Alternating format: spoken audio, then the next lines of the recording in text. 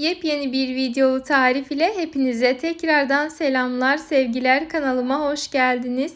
Bugün sizlerle birlikte hazırlarını aratmayacak lezzette, yapımı oldukça kolay, nefis mi nefis ev yapımı kıymalı pideler hazırlayacağız. Mutlaka tarifi kaydedip denemenizi tavsiye ederek hemen işime başlıyorum. Öncelikle hamurumuzu yoğurmak için mayamızı aktifleştirmemiz gerekli. Bunun için birer su bardağı kadar ılık su ve sütü uygun bir yoğurma kasesine aldıktan sonra üzerine birer yemek kaşığı olacak şekilde toz şeker ve toz maya ilave ettim. Şöyle bir karıştırdıktan sonra üzerini örtüp 2-3 dakika bu şekilde dinlenmeye aldım. Yeteri kadar dinlendirdikten sonra artık mayamız aktive olmuş hale gelmiş. Şimdi hemen üzerine diğer malzemelerimizi sırasıyla ilave edebiliriz. Öncelikle yarım çay bardağı sıvı yağ ekledim. Hamurum daha yumuşak olsun diye 2 dolu çay kaşığı kadar tuz ilave ettim. Ardından azar azar kontrollü bir şekilde ununu ekleyerek hemen kaşık yardımıyla karıştırmaya başlıyorum.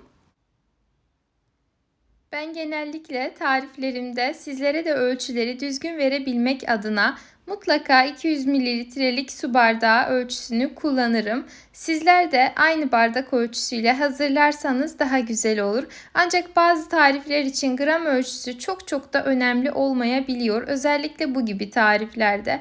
Bu tarifte de eğer isterseniz, yani bardağınızın ölçüsü uyumlu değilse veya ölçüsünü bilmiyor iseniz, hangi bardak ile sıvı malzemeleri ölçecekseniz mutlaka o bardak ile de unu ölçmeyi ihmal etmeyiniz. Yine de ununu ilave ederken kontrollü davranın.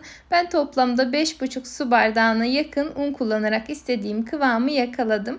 Hamurumuz gördüğünüz üzere çok sert olmayan orta kıvamda bir hamur oldu. Üzerini kapatıp mayalanmaya aldım. Diğer taraftan hemen malzemeleri hazırlıyorum. Yani pide içimizi içlik diyorum ancak üzerine koyacağız. Yani siz umarım beni anlamışsınızdır. Neyse, pidemizin malzemelerini hemen hazırladım. Başladım yani.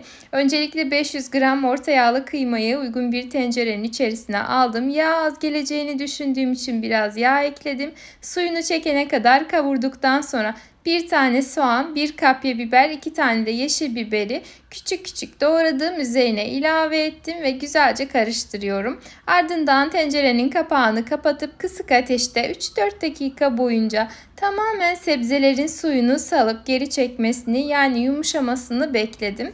Ardından bir tane büyük olabilir veya 2 tane küçük olacak şekilde domatesi doğrayıp üzerine ilave edelim. Kabuklarını soymayı da ihmal etmeyelim. Tekrardan bu aşamada kapağını kapattım. Suyunu çekmesini bekledim. Domatesler tamamen suyunu geri çektikten sonra artık hazır oldu. Üzerine hemen tuzunu ve pul biberini de ilave ettikten sonra suyunu tamamen çekip kendi yağında kavruluncaya kadar malzemeleri pişirdim ve bu şekilde artık hazır oldu. Hemen hızlıca geçelim hamurumuzu hazırlamaya. Hamurun ortalama mayalanma süresi 1 saat kadardır. Ortam sıcaklığına göre ise mutlaka değişecektir. Kontrollü mayalandırabilirsiniz. Hemen havasını alıp tezgahımızın üzerine alalım.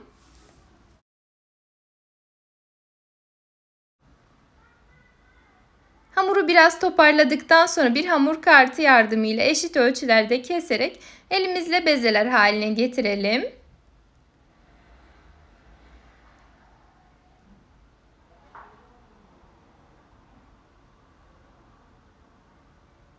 Genellikle eşit ölçülerde kesiyor olsam da her zaman avuç içime göre ayarlarım. Sizler de o şekilde yaparsanız daha da güzel olur. Ben toplamda 10 adet beze elde ettim. 10 ila 12 adet elde edebilirsiniz. Bu şekilde hazırladıktan sonra üzerlerini örttüm ve bir 5 dakika kadar hamurların kendilerini tamamen salıp yumuşamalarını bekledim. Bu aşamada tabii ki de hamurumuz mayalı olduğu için tekrardan birazcık da kabarmışlar gördüğünüz gibi. Çok fazla bekletmenizi önermem. Sadece 5 dakika dinlendirmeniz yeterli olacaktır. Hemen dinlenen hamurlardan bir tanesini tezgaha aldım. Altını ve üzerini birazcık unladıktan sonra merdane yardımıyla uzunluğu olacak şekilde açıyorum. Ardından kenarlarına rendelenmiş kaşar peyniri gezdiriyorum bu şekilde. Böyle yaptığınız takdirde kenarlarını katladığınızda çok kalın kalmayacak ve de lezzetsiz olmayacaktır. Hem içerisi dolgulu hem de daha lezzetli olmuş olur. Aklınızda bulunsun. Tabi isteğe bağlı yapmayabilirsiniz ancak yaparsanız gerçekten aradaki lezzet farkını ve kalitesini kendiniz de göreceksiniz. Hemen hızlıca kenarlarını aynı videodaki şekilde kapatalım.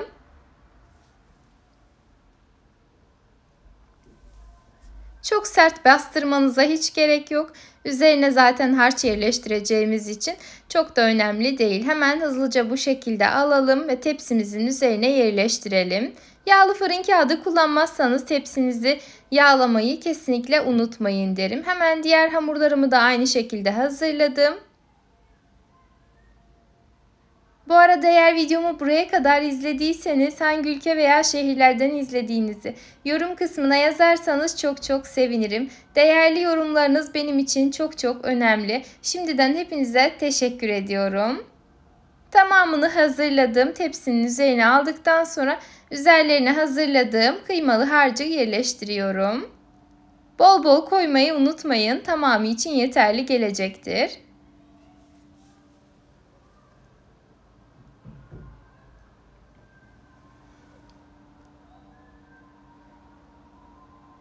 Son olarak ise üzerlerine yumurta sarısı ve süt karışımını sürdüm. Dilerseniz önceden sürüp daha sonrasında da iç harcını yani hazırladığımız harcı üzerine yerleştirebilirsiniz. Lakin ben unuttuğum için daha sonrasında sürdüm. Yani fark etmez. Önemli olan kenarlarının kuru kalmaması. Hemen üzerlerine de tekrardan kaşar peyniri gezdirdim ve önceden ısıtılmış 190 derece fırında pişmeye gönderdim. İsteyenler kaşar peynirini de daha sonradan yani fırından çıkarmadan hemen sonrasında ilave edip tekrardan fırında bir 5 dakika 3 dakika kadar beklettikten sonra fırından alabilirler. Lakin ben kendi adıma konuşuyorum. Kaşar peyniri kızarınca benim çok hoşuma gidiyor. O yüzden de ben bu şekilde hazırlamayı genelde tercih ediyorum. Ama dediğim gibi sizler kızarmasını istemezseniz fırından alıp tekrardan üzerinde kaşar peynirini erittikten sonra tekrar o şekilde servis edebilirsiniz. Fırından çıkardıktan sonra da kenarlarına tereyağı sürelim ve ardından dilediğimiz gibi servis edebiliriz. Sıcak sıcak çok lezzetli taş fırında pişmiş gibi çok nefis oluyor. Elimi yaka yaka bu şekilde hemen sizlere göstermek istedim. Gerçekten aradığınız o tarif işte bu tarif olabilir. Mutlaka denemenizi, kaydetmenizi, denedikten sonra ise yorumlarınızı bekliyorum. Bir sonraki videolu tariflerimde tekrardan sizlerle görüşmek ümidiyle. Kendinize çok çok iyi bakın. Allah'a emanet olun.